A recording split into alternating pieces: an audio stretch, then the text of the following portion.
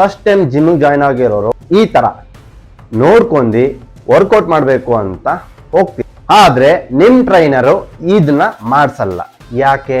Out trainer ಇಲ್ಲ ನಿಮ್ trainer ಇಬ್ರಲ್ಲೂ ಏನಾರ ವ್ಯತ್ಯಾಸ ಇದೆಯಾ, ಇಲ್ಲ ನಿಮ್ಗೆ ಮೋಸ ಮಾಡ್ತಾ ಇದ್ದೀರಾ ಅಂತ. ಇದಕ್ಕೆ ಆನ್ಸರ್ ನಾನ್ ಕೊಡ್ತೀನಿ ಇವಾಗ. ಫಸ್ಟ್ ಕ್ವಶನ್ಗೆ ಆನ್ಸರ್, ನಿಮ್ ಟ್ರೈನರು ನಾರ್ಮಲ್ ಆಗಿ ಮಾಡೋ ಎಕ್ಸರ್ಸೈಸು ಹಾಗೆ ಔಟ್ ಟ್ರೈನರು ಮಾಡ್ಸೋ ಅನಿಮಲ್ಸ್ ಎಕ್ಸರ್ಸೈಸ್ ಅಲ್ಲೂ ಏನ್ ಕ್ಯಾಲೋರಿ ವ್ಯತ್ಯಾಸ ಇದೆ. ನೀವು ನಾರ್ಮಲ್ ಆಗಿ ಮಾಡೋ ಎಕ್ಸರ್ಸೈಸ್ ಅಲ್ಲಿ ಕ್ಯಾಲೋರಿ ಅಷ್ಟೇ ಡೌನ್ ಆಗುತ್ತೆ, ನೀವು ಈ ತರ ಅನಿಮಲ್ಸ್ ಎಕ್ಸರ್ಸೈಸ್ ಮಾಡೋದ್ರಿಂದ ಕ್ಯಾಲೋರಿ ಅಷ್ಟೇ ಡೌನ್ ಆಗುತ್ತೆ. ಆಮೇಲೆ ನಾರ್ಮಲ್ ಕೋಚರ್ಗುವೆ ಅವು ಕೋಚರ್ಗುವೆ ಏನ್ ವ್ಯತ್ಯಾಸ ಅಂತ ಹೇಳಿದ್ರೆ, ನಮ್ಮ ಒಂದು ನಾರ್ಮಲ್ ಆಗಿರೋರಿಗೆ ನಾರ್ಮಲ್ ಆಗಿರೋ ಎಕ್ಸರ್ಸೈಸ್ ನ ಕೊಡ್ತಾರೆ. ಬಟ್ ಇವರು ಯಾಕೆಂದ್ರೆ ಸೆಲೆಬ್ರಿಟಿ ಅಲ್ವಾ, ಸ್ವಲ್ಪ ಜಾಸ್ತಿ ಅವ್ರಿಗೆ ಒತ್ತಡ ಇರುತ್ತೆ, ಅದರಿಂದ ಅವರು ಬೇರೆ ಬೇರೆ ಡಿಫ್ರೆಂಟ್ ಆಗಿ ಅನಿಮಲ್ಸ್ ಇರೋ ಎಕ್ಸರ್ಸೈಸ್ ನ ಎಲ್ಲ ಮಾಡಿ ಅಂತ ಹೇಳಿದ್ರೆ, ಅವ್ರು ಮಾಡ್ಲಿಲ್ಲ ಅಂತ ಹೇಳಿದ್ರೆ ಅವ್ರು ಬೋರ್ಡ್ ಹೊಡ್ಕೊಂಡಿ ಬೇರೆಯವ್ರನ್ನ ಹುಡುಕಿ ಹೋಗ್ಬಿಡ್ತಾರೆ. ಇವ್ರಿಗೂ ಪ್ರಮೋಷನ್ ಆಗ್ಬೇಕು, ಹಾಗೆ ಇವರು ಈ ತರ ಎಕ್ಸರ್ಸೈಸ್ ಮಾಡ್ತಿದೀನಿ ಅಂತ ವೈರಲ್ ಆಗ್ಬೇಕು.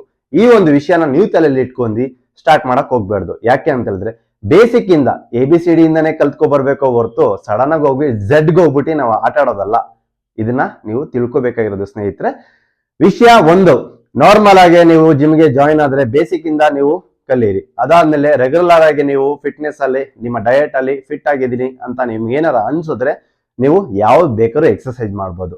ಬಟ್ ಇವ್ರ ತರನೇ ಮಾಡ್ತೀನಿ ಅಂತ ಥಿಂಕ್ ಮಾಡ್ಕೊಂಡು ಜಿಮ್ಗೆ ಜಾಯಿನ್ ಮಾಡಕ್ ಹೋಗ್ಬೇಡಿ.